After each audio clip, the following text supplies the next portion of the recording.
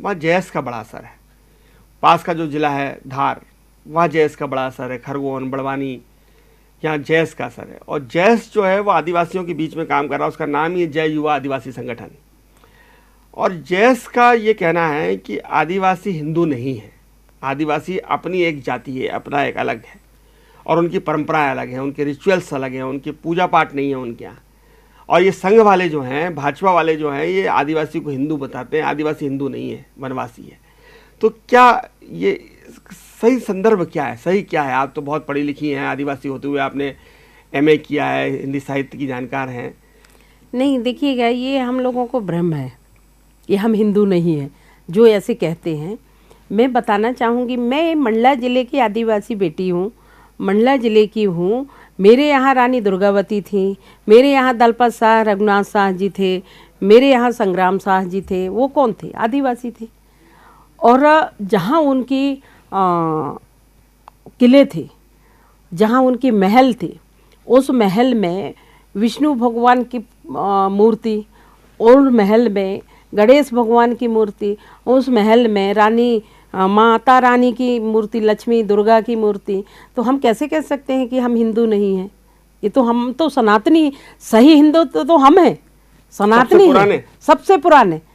केवट के समय से, निषाद राज के समय से हम हिंदू हैं, सनातनी हम हैं। नहीं, पर जैस जो है वो युवाओं को भड़का रहा है और युवा एग्रेसिव हो रहे हैं, आक्रामक हो रहे हैं। ये एक राजनीति का पार्ट है जो लोगों को एक गलत रास्ता में बता रहे हैं, गलत जानकारी दे रहे हैं।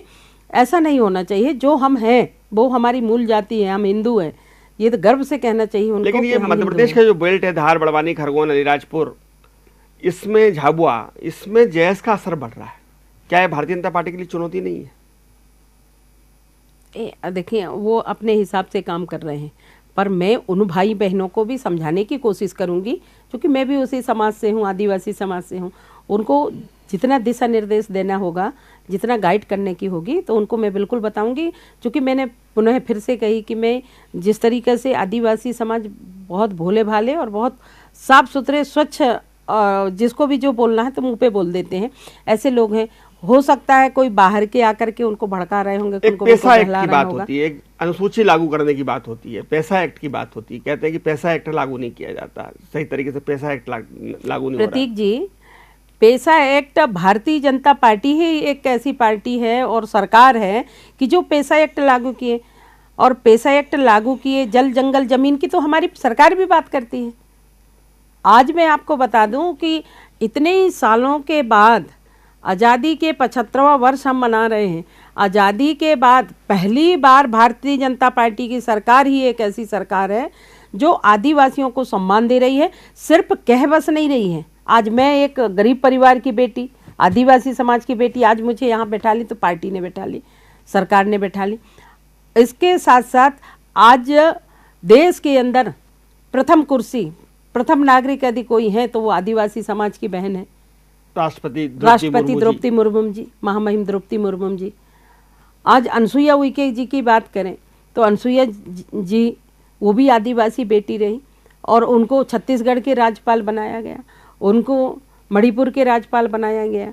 आज मंगू भाई जी हैं, महामहिम मंगू भाई राज्यपाल हैं, आज राज्यपाल मध्य प्रदेश के प्रथम नागरिक हैं।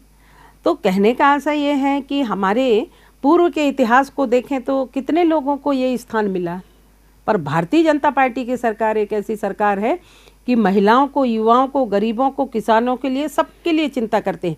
मैं तो सभी से निवेदन करती हूँ। क्या जैस के ऊपर नक्सलवाद का असर है? क्या वो समाज को तोड़ने, विघटन की राजनीति करना चाहते हैं?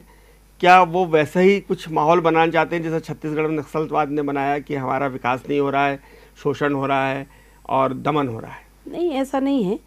विकास बहुत हुआ है और विकास हो रहा है। देश के यशस्वी प्रधानमंत्री जैस का ऐसा कहना है आदिवासियों के बीच में कि मैं उसी बात को लेकर के कहना चाहूंगी कि देश में पहली बार ऐसे सशक्त नेता हम लोगों के बीच में हैं, यशस्वी प्रधानमंत्री जी ने, जिन्होंने सबका साथ, सबका विकास, सबका प्रयास और सबका विश्वास को लेकर के काम कर रहे हैं। तो मैं मानती हूं कि किसी भी प्रकार के कोई भी वर्ग को नहीं छोड़ रहे हैं।